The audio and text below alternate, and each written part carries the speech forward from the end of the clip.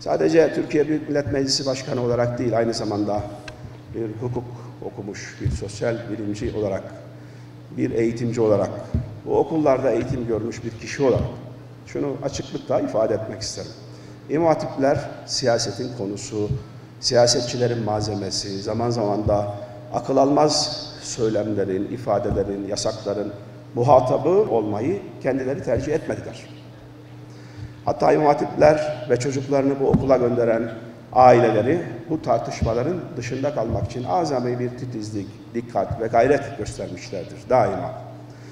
Fakat maalesef inancı ve inanç hassasiyetini eğitimin konusu olamayacak kadar önemsiz gören bazıları sürekli surette ve kimi zaman insani olan değerleri yok sayarak, bağnazlıkla İmam Hatipleri siyasi tartışmaların konusu haline getirmişlerdir.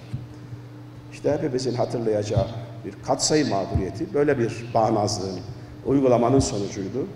Şükür ki artık böyle bir durum ortadan kalkmıştır. Devlet kendi kurumları, özellikle de eğitim kurumları arasında ne ayrımcılık yapmalıdır, ne de onlardan bir kısmını ayrıcalıklı görmelidir. Kanaatim budur.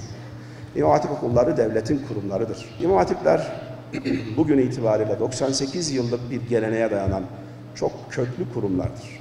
Bu 98 yılda devrin ihtiyaçlarına göre vazifesini ifa etmiş, millete ve devlete hizmet etmiştir. İmam Hatip okullarından rahatsız olan çevreler var. Bunların esas rahatsızlığı İmam Hatip liseleri değildir.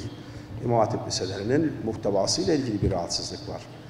Dine karşı, dindarlığa karşı, Türkiye'deki milletin temel değerlerine karşı olan husumetlerini, düşmanlıklarını açıkça ifade edemeyenler İmam Hatip liselerine, İmam Hatip Lisesi'nden mezun olan öğrencilere karşı bunu ifade ediyorlar. Tabii bunun bir kısmı bilinçlidir.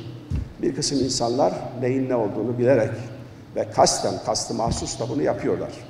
Ama büyük bir kısmı da cehalet sebebiyledir. Çünkü Türkiye'de yüzünü batıya çeviren, batılı insanlar gibi giyinenler, yüzünü, gözünü, kaşını, saçını batılı insanlar gibi yapanlar kendilerini modern, bilgili, zeki, kültürlü insanlar olarak zannediyorlar.